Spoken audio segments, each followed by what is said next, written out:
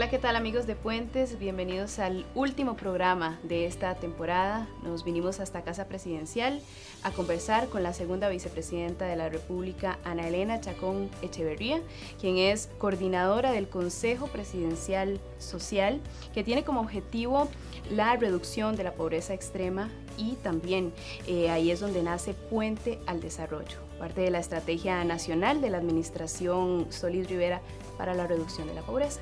Es precisamente de eso de lo que vamos a conversar el día de hoy con doña Ana Elena, a la que le doy la bienvenida. Muchísimas gracias por estar con nosotros. Encantada de tenerlos aquí en la casa de todas y todos los costarricenses, hablando de un tema que nos ha movido el alma. Hemos puesto pasión, pero sobre todo hemos visto resultados y es algo que uno quisiera que permaneciera realmente en la conciencia de cada quien que nos mira. Cómo hemos logrado no solo disminuir la pobreza, sino traer dignidad a la gente. ¿Cómo describe el modelo de atención que utiliza la estrategia Puente al Desarrollo para atacar la pobreza?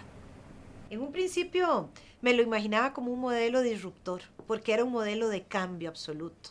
Era cambiar aquel paradigma en donde la gente debía de llegar a las instituciones, hacer fila, contar su historia durante muchas veces, una historia que generalmente si estábamos hasta ahí a las puertas de alguna institución de atención social tenía algunos niveles de dolor, a un cambio paradigmático de sacar la gente de las instituciones para que vayan a las casas y desde la sala, la puerta, el corredor, poder hacer como una ventanilla única en donde una persona que se llama cogestor social, que tiene clarísimo el tema de los derechos humanos, atiende todas las necesidades insatisfechas de esa familia para llevarlo a otro estadio socioeconómico con movilidad social.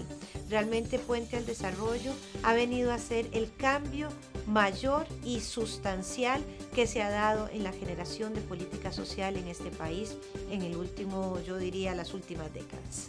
¿Podríamos decir que actualmente la estrategia Puente al Desarrollo es 100% sólida? La estrategia Puente al Desarrollo es 100% sólida, pero siempre perfectible. Porque todos los días aprendemos más de la estrategia. Todos los días pensamos en que hay otra institución que debería venir y atender a esta familia según sus necesidades particulares. Yo no quisiera pensar que venga un nuevo gobierno y volvamos a la forma tradicional de atender a las personas en condición de pobreza, en donde se les humilla, se les permite hacer filas de no sé cuántas horas para llegar y no alcanzar la ficha. Se les tiene que llevar a muchas instituciones para solventar todas sus necesidades, pero además de eso se mete el clientelismo político. Uno de los factores maravillosos que tiene Puente al Desarrollo es que las familias se escogen basadas en la evidencia científica y nadie nos recomienda con quién trabajar. Lo hace la situación real de cada una de estas familias. La última entrega de la encuesta nacional de hogares del INEC reveló datos importantes, como lo fueron que se logró reducir el índice de la pobreza y se pasó de un 22.3% en los hogares en el 2014 a un 20.5% en el 2016. ¿Cómo contribuye Puente al Desarrollo específicamente en la reducción de la pobreza? En realidad ese es el impacto de Puente al Desarrollo en ese año. Quiere decir que nosotros escogimos para trabajar los conglomerados donde había mayor densidad demográfica, muchas veces de personas que vivían en condición de pobreza extrema. Nosotros en este momento estamos trabajando en 76 distritos que acuñan el 55% de la pobreza extrema. Quiere decir que si nosotros movimos la aguja en pobreza extrema es porque hay una estrategia que ha sido absolutamente eficiente en ese tratamiento. Nuestro deseo es que esto pueda extenderse al resto de los distritos del país, pero eso está apalancado a poder tener la capacidad instalada institucional para dar una respuesta eficiente como la hemos venido haciendo desde Puente al Desarrollo. Pero quiere decir que la integralidad de las necesidades están siendo tomadas en consideración y ya no más miramos la pobreza como la carencia exclusiva de recursos financieros, sino que también a través de 19 variables con el IPM podemos ver cuáles son las causas coyunturales de la pobreza y atenderlas. Por eso es que esto debe ser una estrategia que continúe a través de los años, y yo no quisiera imaginar a alguien que venga con mezquindad para volver entonces a medir la pobreza desde ingreso exclusivamente y ya no desde todas estas causas coyunturales que llevan a las familias a estar en estas condiciones que realmente son violatorias de los derechos humanos, porque la pobreza es realmente violatoria de los derechos humanos. La meta de la estrategia era atender 54.600 familias. ¿Se logró a la fecha? Sí, a la fecha esa meta está para el año 2018 y nosotros estamos incorporando esas nuevas familias durante el proceso, y al finalizar en mayo del año 2018 tendremos las 54.600 familias atendidas bajo la estrategia Puente al Desarrollo. Ha mencionado desde el inicio de la entrevista a los cogestores. Sí. ¿Qué papel juegan ellos en esta estrategia? Son el papel fundamental, son el enlace entre la institucionalidad y las familias. Son la cara del rostro humano que se lleva más allá de una ficha, de un expediente. Un cogestor social hace un estudio socioeconómico de la familia y lo refiere al resto de las instituciones. Más de 22 programas que podrían entonces trabajar con Puente al Desarrollo lo llevan estos cogestores. Eso quiere decir que esa familia no tendrá de nuevo la necesidad de someterse a otro estudio socioeconómico hecho, por ejemplo, por la Caja Costarricense del Seguro Social o el Instituto Nacional de Aprendizaje o el Patronato Nacional de la Infancia, sino que bajo un esquema de un cogestor, que generalmente son trabajadores sociales o personas que tienen bachillerato en ciencias sociales, pueden hacer este proceso. Son hombres y mujeres que salen y caminan kilómetros de kilómetros para alcanzar, llegar hasta las puertas de estas familias y poder entonces, después de su visita, realmente hacer una transformación de la realidad injusta que vivían muchas de estas familias. Para mí la figura del cogestor es el alma y la esencia de la estrategia Puente al Desarrollo. Quisiera anunciar que ahora tenemos cogestores indígenas, por ejemplo, que puedan entender la realidad que viven los territorios y los pueblos indígenas para ser tratados de una forma de respeto a la culturalidad, también de respeto a lo que piensan ellos que es pobreza, carencia o no, por un tema obviamente de que durante décadas han estado en muchas ocasiones en abandono y en otras luchando porque no se les arranque lo que ellos piensan que es su cultura, y por eso es importante hablar en su lengua, en su idioma, visitarlos y tener personas con quien se sientan realmente identificadas. Doña Ana Elena, en el 2015 se presentó la herramienta IPM, que ya la mencionaba, que es el índice de pobreza multidimensional. Esto se presentó como un complemento para realizar mediciones en el país. ¿De qué manera esta nueva herramienta permite revolucionar la política social? El IPM lo que nos da son 19 indicadores en 5 sectores diferentes. Entonces nosotros podemos ver que las familias son pobres multidimensionalmente. Cuando marcan más de 4 indicadores, están en una condición de pobreza multidimensional, y nosotros miramos cuál es el factor y el indicador más recurrente para realmente hacer una inversión social en esa materia. Por eso el índice de pobreza multidimensional nos ha enseñado a hacer política pública, nos ha enseñado a presupuestar para ser más eficientes con los mismos recursos y direccionarlos en donde causemos mayor impacto, es decir, en donde realmente movamos la aguja.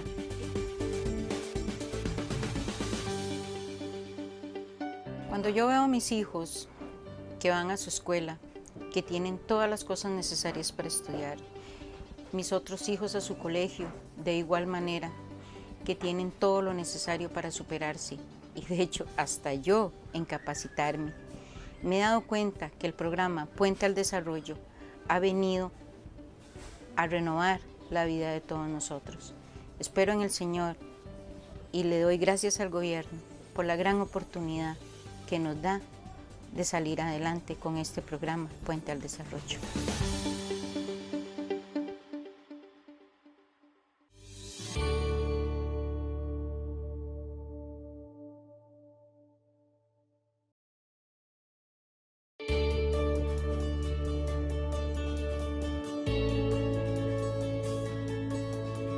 Regresamos a Puentes, estamos conversando con la vicepresidenta de la República, Ana Elena Chacón. doña Ana Elena, continuamos con más de esta entrevista y bueno, consultarle cómo ha sido ese trabajo en conjunto y no de manera aislada de esta estrategia, o sea, el trabajo que han tenido con las diferentes instituciones, cómo ha sido esa articulación. Es fundamental que todos estemos en la misma sintonía. En la política tradicional, desde el punto de vista de la atención a los flagelos sociales, el IMAS ha llevado el liderazgo histórico. Sin embargo, no todo tiene que ver con un instituto mixto de ayuda social, con una visión que en algún momento pudo haber sido muy paternalista, sino que tiene que ver con muchos factores. Y por eso era importante que pudiéramos hacer un Consejo Presidencial Social desde el cual generáramos toda una política articulada, con mucho seguimiento, con indicadores y con compromiso de cada una de las instancias. Entonces nosotros trabajamos muchas instituciones, no quisiera dejar alguna por fuera, pero por ejemplo el Instituto Nacional de Aprendizaje tiene un papel fundamental en esto, en cuanto a que vemos aquellas personas mayores de 24 años que tienen rezagos educativos, es decir, 6 años o menos de escolaridad. Hay que caer a esa población, hay que brindarles alternativas educativas que les sirva para tener una carrera técnica, para insertarse en el mercado laboral de una forma más expedita, y hemos estado, digamos, en la cacería de esas personas, en el buen sentido de la palabra, teniendo una oferta curricular desde el INA y muchas otras más. El INAMO ha jugado un papel fundamental acá. El INAMO tenía el proceso de dar a 1.300 mujeres desarrollo humano. Desarrollo humano se le da a las mujeres en condición de pobreza, en donde empezamos un trabajo muy uno a uno, en donde miramos por qué muchas de ellas han vivido el flagelo de la violencia, cómo se autoperciben, darles fortaleza, poder entonces empezarles a meter la semillita de que pueden ser microempresarias, de que podemos hacer encadenamientos productivos. Hoy en día nosotros queremos hacer más de 12.000 al año y estamos en más de 10.000. Entonces por eso hemos aumentado exponencialmente el trabajo directo con las mujeres, quienes realmente después de haber asistido a estos cursos tienen otra fortaleza dentro de sí mismas. El Ministerio de Educación Pública, con el Ministerio de Educación Pública trabajamos en Yo Me Apunto, trabajamos en los colegios que tenemos más posibilidades de que exista bullying o flagelos de cualquier tipo, y ahí también las estrategias de retención educativa han sido visibles y ya los números duros nos dan los resultados. Estamos trabajando también con la Caja Costarricense del Seguro Social en 2 factores importantes. Uno en pensiones y otro en seguro por el Estado. Las familias que no tienen seguro por el Estado se los subsidiamos a través de FODESAT, y esto le da otra visión a la familia. El otro día hablaba con una mamá que me contó que el chiquito andaba en bici, ella es de Punta Arenas, y el chiquito metió en la rueda de la bicicleta, en la llanta, el piecito, y entonces ella dice, usted no sabe lo orgullosa que yo iba con mi carnet del seguro a pedir en la clínica que atendieran a mi hijo, porque como he vivido en la informalidad no tenía seguro por el Estado. Y lo otro, pensiones. Encontramos muchos adultos mayores o personas con discapacidad que no tienen pensión. Entonces nosotros hemos bajado una espera de 90 días para adjudicarle la pensión a 8 días. Es decir, estamos realmente haciéndolo de una forma muy articulada. También hemos trabajado muchísimo con el Patronato Nacional de la Infancia, donde tenemos, por ejemplo, las academias de crianza, que lo hacemos en lugares, en barrios populosos, donde también hay mucha violencia infantil. Y la verdad que yo siempre digo que si hay una profesión de la que uno se gradúa y no sabe mucho es cuando se gradúa de mamá.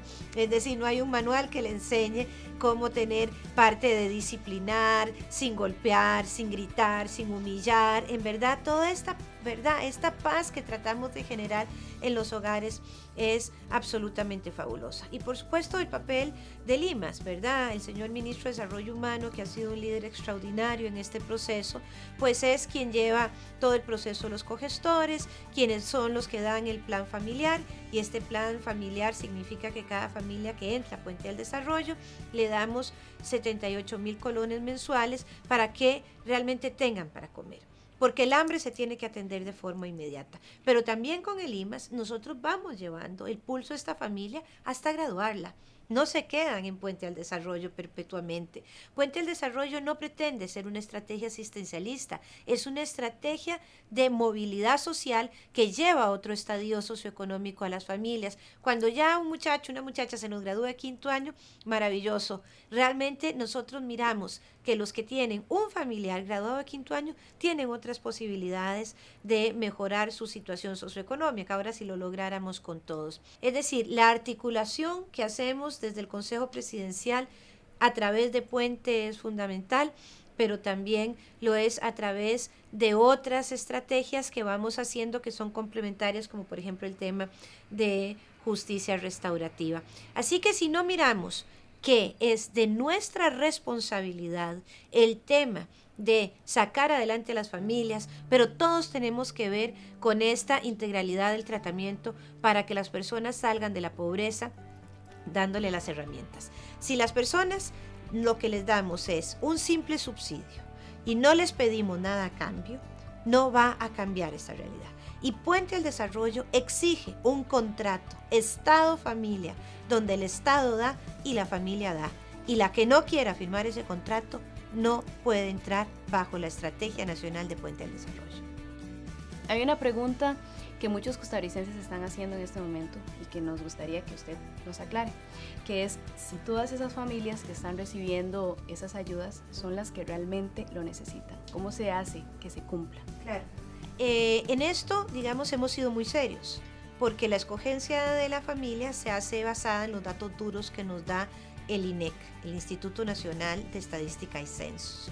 Hoy en día, el 100% de quienes reciben Avancemos y FONAVE, nos aseguramos que sean personas en condición de pobreza extrema. Estamos absolutamente conscientes que no hemos podido llegar al 100% de las familias en condición de pobreza extrema, porque estas son 96,000 familias y nosotros le estaremos llegando a 54,600. Es decir, si hay alguna gente que se ha sentido excluida de este proceso, tiene toda la razón y es verdad, no hemos podido llegar a ellos. En lo personal, a mí me causa dolor. Pero en lo ético y en las decisiones políticas nunca voy a dejar realmente de privilegiar con una estrategia de reducción de la pobreza extrema a quienes sí están en pobreza extrema. Y eso es lo que ha sido correcto de esta estrategia. Usted ha mencionado o mencionó en alguna ocasión que la meta no es administrar la pobreza, sino barrer con ella. Se acerca ya el cierre de esta administración. ¿Se ha cumplido esta premisa de trabajo? Absolutamente. Si nosotros estaríamos administrando la pobreza, los números serían los mismos. Nosotros estamos viendo que las personas están saliendo de la pobreza, que hay que sostenerlas en esta situación porque tenemos que entonces hacer el último paso, que es lo que estamos haciendo en esta administración. En la estrategia Puente al Desarrollo, ahora estamos trabajando en la intermediación laboral. Usted está en condición de pobreza o no lo está, según el salario que tenga, ¿verdad? Lo que pasa es que para llegar a ese salario necesita educación, necesita apoyo, necesita que le cuiden los hijos en un sistema nacional de cuidado, en fin, por eso es que estamos dando todas estas herramientas.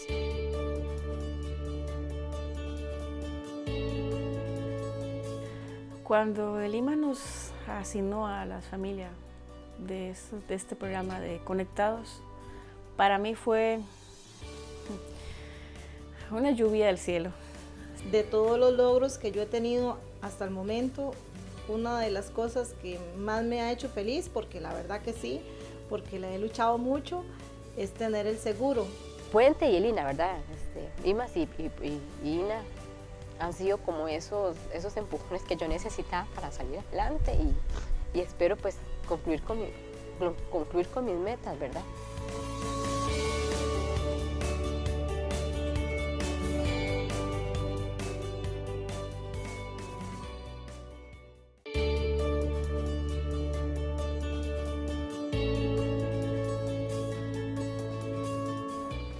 Seguimos conversando con la vicepresidenta de la República, Ana Elena Chacón.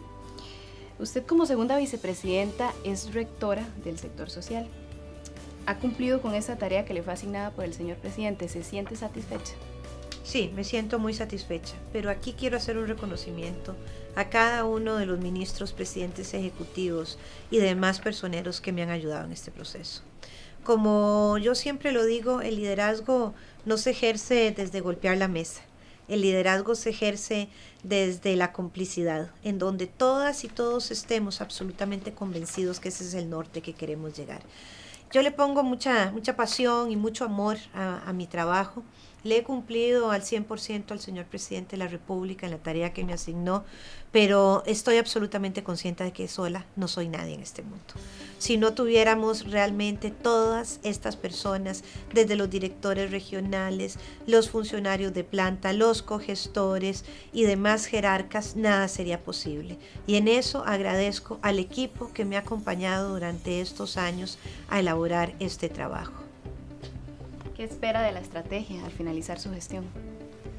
Yo espero que la estrategia haya tocado muchas vidas, que la gente, que algún día un cogestor llegó a la puerta de su casa, se sienta un ser humano más feliz, se sienta un ser humano más seguro, tenga menos angustia esa madre de familia porque sabe que sus hijos le hemos asegurado una beca, que hemos logrado con la estrategia CR Digital caerle a la brecha digital y además de eso que tengan un aparato para hacer sus tareas, sus deberes de la forma en que lo hacen la mayoría de chicos que tienen más posibilidades económicas que ellos. Yo espero realmente haber hecho una transformación de fondo en la política social del país, pero sobre todo espero que nunca nadie le arranque la dignidad con la que hemos tratado una a una las familias Puente al Desarrollo. ¿Cuáles son los puntos débiles de esta estrategia que cree usted que se deben mejorar para que se le dé continuidad a la estrategia en futuras administraciones? El punto más difícil de todo es la sostenibilidad económica. Realmente nosotros no hemos contado con la posibilidad de que se entendiera desde el primer poder de la República la necesidad de hacer una mayor inversión, la necesidad de tener recursos frescos para poder ser un Estado que es más eficiente, pero que genera, por supuesto, más posibilidades de competitividad.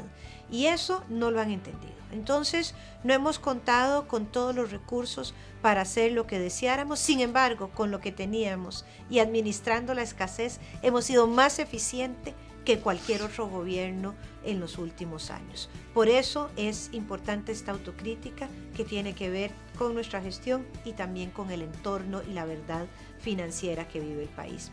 Hay que llamar la atención que hubo que tener una cantidad de reuniones de formas bilaterales, las cuales yo asumí personalmente, uno a uno con las instituciones y en cada una de las regiones para que comprendiéramos que el tema de la pobreza iba más allá del Instituto Mixto de Ayuda Social, que el Instituto Mixto de Ayuda Social es un líder fundamental en esto, pero que las otras personas teníamos que tener propuestas y estar inmersos en esto como una misión también institucional.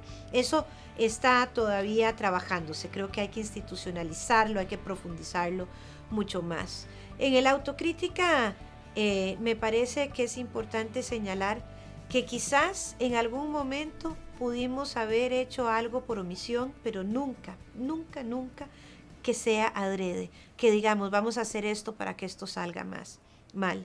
Yo creo que como ser humano, ¿verdad? Como mujer, yo tengo miles de defectos, pero no está en ellos el no ser una persona que dedica las horas que sean necesarias dedicarlas para sacar adelante un proyecto como estos. Y de nuevo repito y reitero el apoyo de cada uno de mis compañeros, pero sobre todo la incondicionalidad que ha tenido el señor presidente para saber que este era un pilar fundamental que él planteó en la campaña política y que hoy, cuando dejemos el gobierno en unos días prontos, en unas semanas, realmente sepamos que ese pilar está firme, está hecho, está institucionalizado, pero sobre todo lo hemos hecho de una forma tremendamente honesta, fijándonos exclusivamente en la esencia del ser humano y nunca de dónde viene ese ser humano.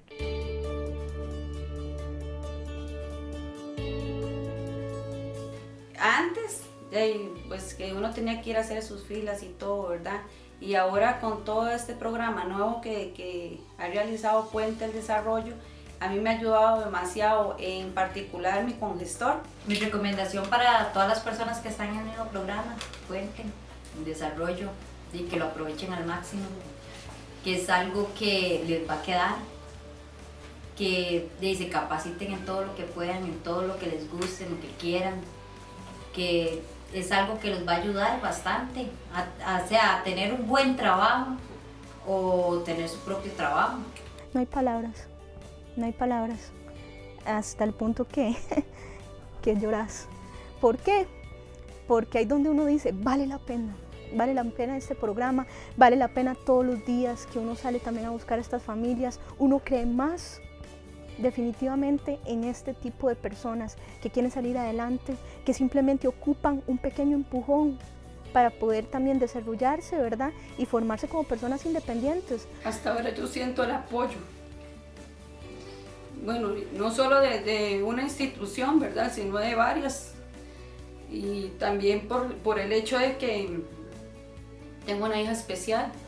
Entonces, eso ha hecho que haya ahora la inclusión. Yo siento que no hay límite, digamos, ahí ya del que no quiere es porque no quiere, no porque no pueda. Porque yo que he vivido tantas cosas, me ha pasado tanto en la vida y he podido salir adelante, como otra persona no va a poder. Si yo puedo, cualquiera puede. Este programa no es solamente un grupo de incentivos institucionales que van a responder a una demanda social que pueda pertenecer o tener una familia, sino también va más allá en el hecho de que también ellas y ellos deciden formarse como ciudadanos diferentes, deciden y se atreven a ser diferentes en medio tal vez de un barrio que tal vez está marginado por muchas situaciones, ¿verdad? Entonces el hecho también de poder estar ahí acompañando y viendo el cambio en una familia definitivamente no tiene ningún valor, ni monetario, ni de ningún otro tipo. Es una satisfacción personal, más allá de lo que un programa pueda describir. Eso me lo llevo yo.